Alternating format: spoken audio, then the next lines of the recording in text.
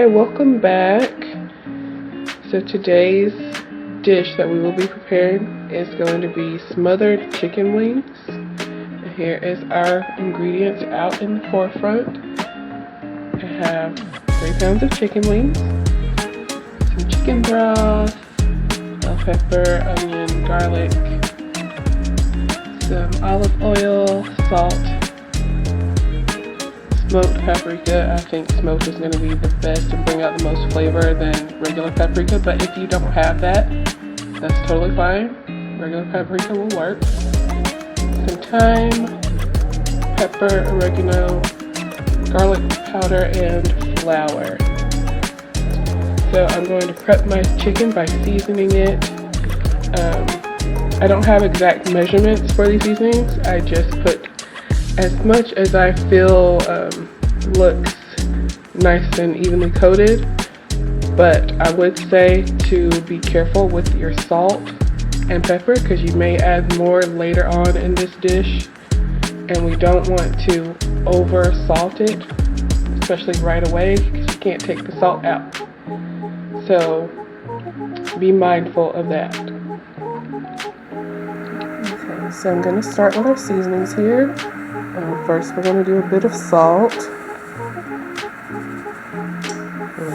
That should be enough to start. Then I'm going to go in with my black pepper.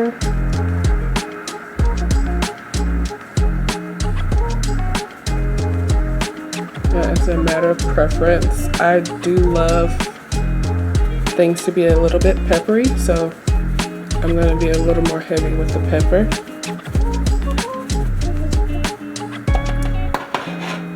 And next is smoked paprika.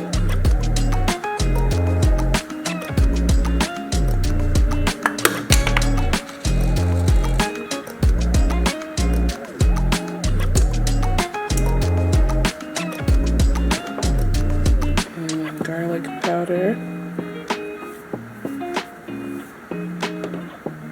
Some oregano.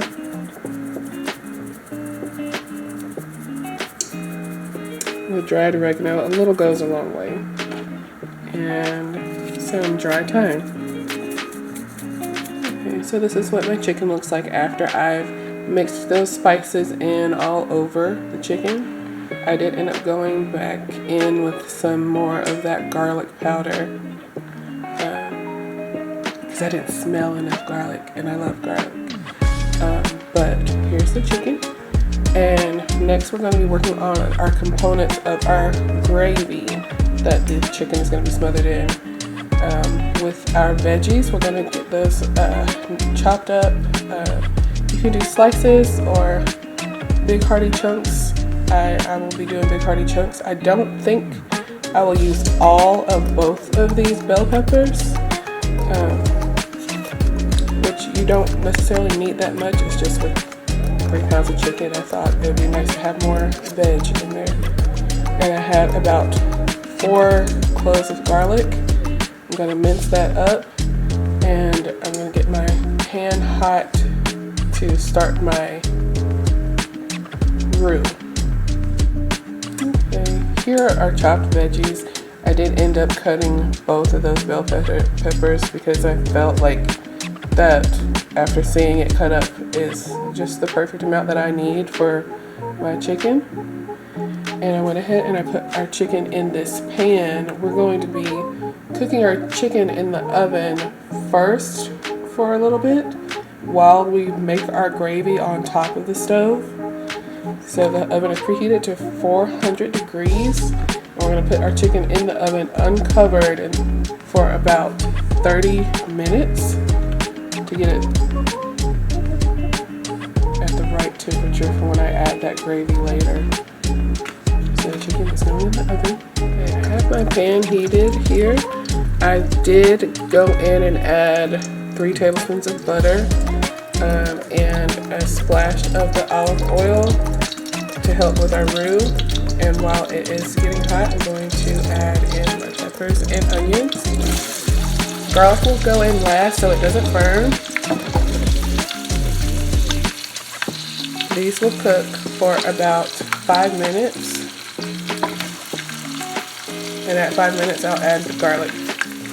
Okay, so our onions and peppers will cook down a bit, and I got some nice golden color on them. I also just added in my garlic. Next, I will be adding about 3 tablespoons of flour. We will mix that and cook that flour down.